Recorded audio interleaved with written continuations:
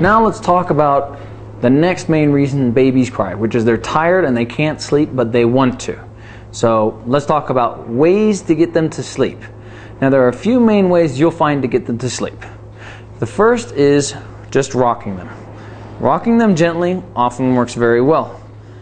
You're going to need to do it for a bit, and you don't want to set them down until they're really asleep, otherwise they're going to wake up again and be way harder to put back to sleep. Now this is one variation of it. The other one is putting them over your shoulder and rocking them to sleep that way. Sometimes, as embarrassed as I am to admit it, they will scream and cry until you start singing songs to them. Now I am not a singer, but for some reason your daughter or your son will just like hearing your voice. Just dream up some crazy stuff. It works. There you are, in my arms, here I am, powerless to your charms. Really embarrassing, but look at how the eyes are getting droopy. You know, and you can pull off the oldies, they're always good. Baby, baby, I get down on my knees for you. We had a love you don't find every day. You got to do it for a bit, and I'm not willing to embarrass myself quite that much. But sing to them, they will fall asleep.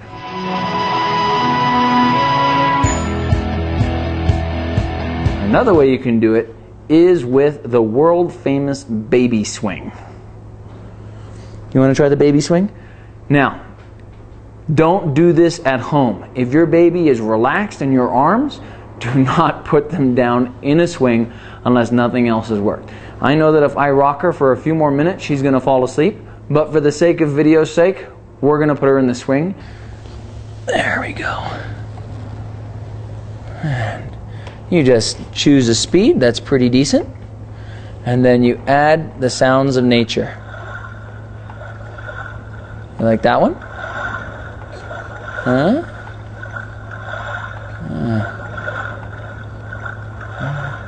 Let's try another one. The one with the birds. There we go. That's her favorite sound. There we go. You see, the chair is starting to have that slowly hypnotic effect on the baby, except she's really fascinated by the camera. So, alright, so she's kind of cool in the chair right now. If it's going to work, she's going to fall asleep in the next 10 to 15 minutes. If it's not, she's going to start crying again, and I'll have to pick her up and rock her to sleep and sing to her, which unfortunately, for my level of embarrassment, is what normally works. However, there is one final thing that always works, and I don't know how my wife does it, but I think it's because women have breasts. But they put the baby here, and they do this motion, and it knocks the baby out almost every time. I don't think men are physically capable of doing that because we don't have breasts, but I call it the mom super sedative. So if all else fails, you gotta get mom, and she'll do the mom super sedative, and the baby will be fast asleep within a few minutes.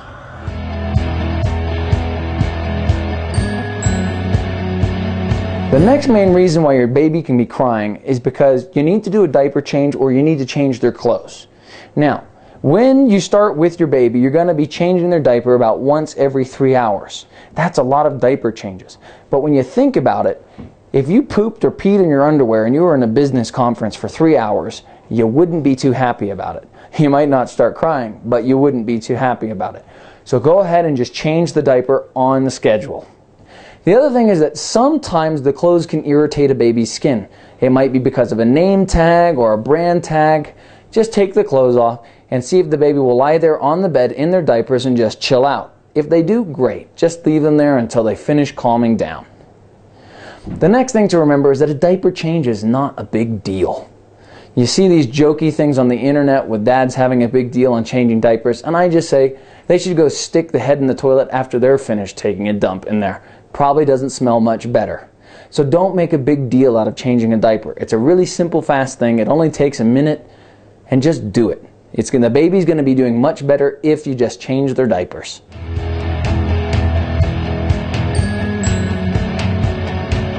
So really fast, let's just go over how you change baby's diaper once again, just to make this a fast, simple procedure that you can do rapidly. Now note that my daughter is sleeping right now. This is a good thing. It might not be a good thing to wake her up by changing the diaper, but sometimes this can also be a good time to get them to change their diaper because you can do it and they don't even wake up. Now I've got everything on the bed that I need, including the wipes, the spare diaper, which is already opened and ready to go, and the anti-rash ointment. Yeah, hey beautiful. Oh yes, and as you can see, she is most definitely in need of a diaper change. Hey you, hey, we're just gonna get you cleaned up here, gorgeous. Now normally you can use the diaper to sort of wipe away the excess poop, but this one's a little bit too full for that. So you just start, and remember you're gonna be working from the front. Just reassure them that it's cool, keep talking to them, they like to hear your voice. Okay, you gotta make sure you get right in there, in the folds, particularly with girls because obviously they have a few extra folds.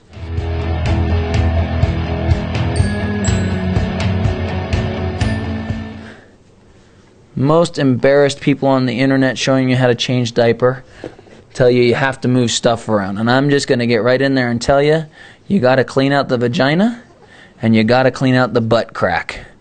I know, it's a highly technical term, butt crack. You see it a lot in medical dictionaries. Okay, clean it. There you go. I put paper towels down because I find a lot that my daughter poops. You're going to have to clean the back too, but don't wipe it back to the front, okay? Just get it right there. Clean it out, and we're good to go. Have another look around because often you miss a little spot. Just, again, remember it's important that they're clean. There we go. Just one little spot there. You're doing great, honey. You're doing great.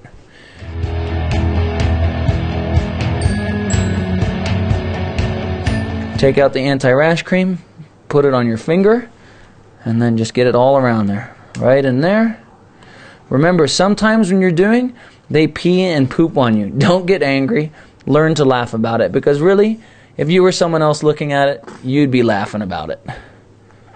There you go. There you go. Just get it all around. No need to be shy with the stuff. Make sure you get it in the cracks. Right in there, all of them, butt crack included. Wipe your fingers off. It's a bit messy, but it's good stuff.